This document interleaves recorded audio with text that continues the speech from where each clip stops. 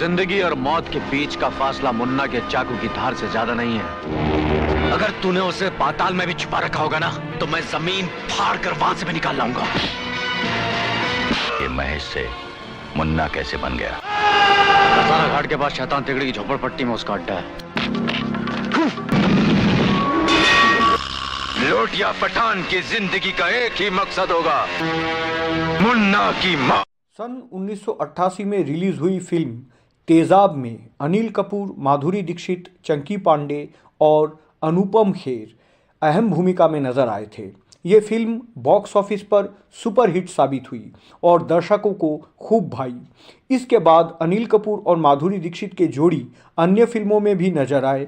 इन दोनों की जोड़ी को प्रशंसकों ने फिल्मी पर्दे पर खूब पसंद किया। वर्ष 1988 में कमाई के मामले में नंबर 3 पर थी सनी देओल, नीलम, चंकी पांडे अभिनीत फिल्म पाप की दुनिया।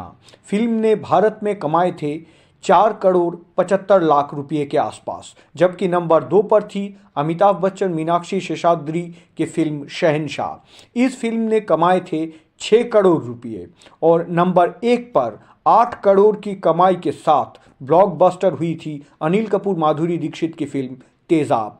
1986 में अंकुश और 1987 में प्रतिघात जैसे हिट फिल्म देने के बाद निर्देशक एन चंद्रा के पास एक स्क्रिप्ट तैयार थी, लेकिन उन्हें कोई हीरो नहीं मिल रहा था।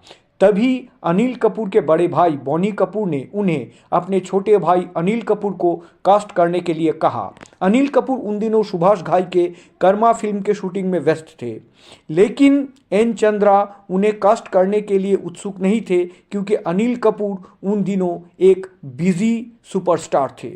तब बॉनी कपूर ने एन चंद्रा को अनिल कपूर को सिर्फ स्क्रिप्ट सुनाने के लिए कहा। अनिल कपूर स्क्रिप्ट सुने और उन्हें मुन्ना का किरदार बहुत पसंद आया, लेकिन उन्होंने कहा कि वो एन चंद्रा साहब को कम से कम 2 साल के लिए तारीख तो नहीं दे सकते, और एन चंद्रा इसके लिए बिल्कुल तैयार नहीं थे। तब बॉनी कपूर ने फिर आगे आए और उन्होंने कहा कि आप अपने टेक्नीशियंस और क्रूज को तैयार करके रखिए। अनिल कपूर के शेड्यूल्स के जो भी रद्द तारीख या कैंसिल डेट्स होंगे, वो सारे एन चंद्रा साहब को तेजाब के शूटिंग के लिए उपलब्ध करवाया जाएगा। इस शर्त पे एन चंद्रा साहब राजी हो गए, और जब भी अनिल कपूर का कोई भी शूटिंग डेट कैंसिल होता तो उसी दिन एन चंद्रा साहब अपने तेजाब के शूटिंग करते थे। इसका नतीजा ये हुआ कि उन फिल्मों से बहुत पहले ही तेजाब की शूटिंग ख़त्म हो गई, जिन फिल्मों की शुरुआत तेजाब से पहले हुई थी। इस फिल्म की कहानी एक ऐसे छात्र पर आधारित थी जो भारतीय सेना या नेवी में शामिल होने का सपना देखता था, लेकिन दुर्भाग्यवश परिस्थितियां या हालात उसे एक क्रिमिनल बना देती है। फिल्म का गाना 1 2 3 ये तो सुपर हिट हुआ था, और इसके अलावा इस फिल्म के सारे गाने लोकप्रिय हुए थे। 1 2 3 ये गाना आज भी क्लासिक माना जाता है। इसका रीमेक भी बन चुका है। ये फिल्म गोल्डन जुबली हिट थी और उस साल की सबसे बड़ी ब्लॉकबस्टर बनी थी। फिल्म तेजाब माधुरी दीक्षित और अनिल कपूर के करियर के बेंचमार्क साबित हुई। इसके बाद दोनों एक्टर्स की गिनती सुपरस्टार में होने लगी थी। फिल्म तेजाब के बाद ही माधुरी दीक्षित को स्टारडॉम मिला था। उन्हें लोग पहचानने लगे और गली गली में उनका नाम माधुरी से बदल के मोहिनी हो गया था। लेकिन क्या आप जानते थे कि इस फिल्म के लिए पहली पसंद माधुरी दीक्षित नहीं बल्कि मीनाक्षी शेषाद्री थी, लेकिन फीस और शूटिंग के तारीख के वजह से मीनाक्षी ये फिल्म नहीं कर पाई और बाद में माधुरी दीक्षित को साइन करवाया गया। इस फिल्म ने माधुरी को वो पहचान दिलाई जिसकी उन्होंने कल्पना भी कभी नहीं की थी।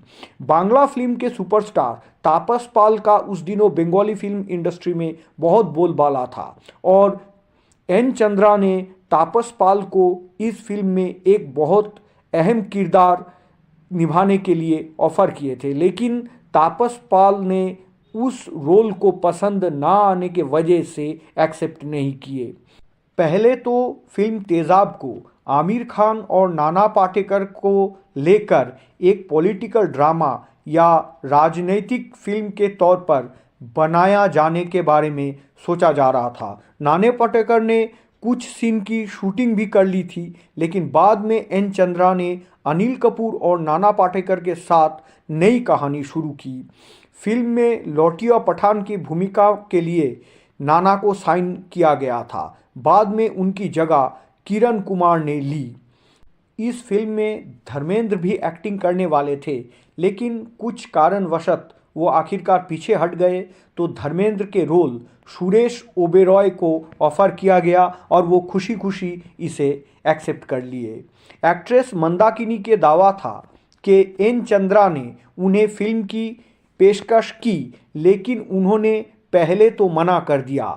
उन्होंने कहा कि फिल्म में बहुत सारे स्टार्स हैं, इसलिए उन्हें पता था कि ये एक छोटी भूमिका होगी जो उन्हें ऑफर किया जा रहा है।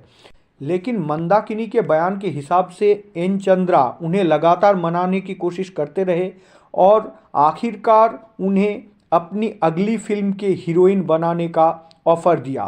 तेज़ाब के रिलीज़ होने के बाद एन चंद्रा अपने दावे से और वादे से मुकर गए और उन्होंने कभी भी मंदाकिनी को अपने किसी भी फिल्म में कष्ट नहीं किया। एडिटिंग होने से पहले ये फिल्म की लंबाई लगभग 5 घंटे थी, जिसे एडिट किया गया था और 3 घंटे का बनाया गया था। फिर भी डिस्ट्रीब्यूटर्स चाहते थे कि फिल्म और भी छोटी हो और सो गया ये जहां सो गया आसमां ये गाने को फिल्म से हटा दिया जाए। लेकिन ये गाना जिन पर फिल्माया गया था वो एक्टर चंकी पांडे के नाराज़गी के कारण और एन चंद्रा के आपत्ति के कारण इस गीत को फिल्म में रख दिया गया और ये गाना बाद में एक इतिहास रच दिया। माधुरी दीक्षित ने बताया कि उन्हें उनके करियर की सुपरहिट फिल्म कैसे मिली। उन्होंने कहा, एन चंद्रा फिल्म बना रहे थे तो उन्होंने मुझे देखकर कहा कि ये लड़की मुझे अपनी फिल्म में चाहिए। जब मैंने कहानी सुनी तो मुझे अच्छी लगी। फिल्म का गाना सुनकर मेरी हंसी छूट गई, लेकिन 1, 2, 3 गाना सुनते ही मुझे लगा कि ये गाना सुपरहिट होगी। इस गाने के बाद लोग मुझे मोहिनी के नाम से जानने लगे। ये गाना सरोज खान ने कोरियोग्राफ किया था। माधुरी दीक्षित ने फिल्म की सफलता पर बात करते हुए आगे कहा, जब तेज़ाब रिलीज़ हुई तो मैं अपनी बहन की शादी के लिए अमेरिका गई थी। जब मैं भारत लौटी तो हवाई अड्डे पर अपनी कार की ओर जा रही थी, तभी बच्चे मुझे देखकर चिल्लाने लगे, वो देख हीरोइन हीरोइन, और सभी मेरी तरफ दौड़ पड़े। फिल्म में मोहिनी के शराबी पिता के रूप में अनुपम खेर, गुलदस्ता के भूमिका में अन्नू कपूर, मुन्ना के अजीज दोस्त बब्बन की भूमिका में चंकी पांडे और मेन विलेन लौटिया पठान के किरदार में किरण कुमार के अपने अपने दमदार अदाकारी फिल्म की सफलता का अहम कारण बना था। इस फिल्म को लेकर एक मज़ेदार घटना ये भी थी कि बतौर हीरो अनिल कपूर को जो साइनिंग अमाउंट ऑफर किया गया था उसका चेक पहले अन्नू कपूर के पास गलती से चला गया था, क्योंकि इत्तेफाक से अन्नू कपूर जी का भी असली नाम अनिल कपूर है। अनिल कपूर को पहला film fair best actor award दिलाने वाली फिल्म तेज़ाब ही थी। माधुरी दीक्षित को film fair best actress award के लिए पहला नॉमिनेशन दिलाने वाला फिल्म भी तेज़ाब ही थी। कोरियोग्राफर सरोज खान को भी पहला बेस्ट कोरियोग्राफर अवार्ड दिलाने वाली मूवी तेज़ाब थी। Film fair best choreographer award की शुरुआत 1989 के फिल्म फेयर अवार्ड से ही शुरू हुई थी। 1989 के 34वें फिल्म फेयर अवार्ड समारोह में सबसे ज़्यादा नॉमिनेशन पाने वाले फिल्म भी तेज़ाब थी।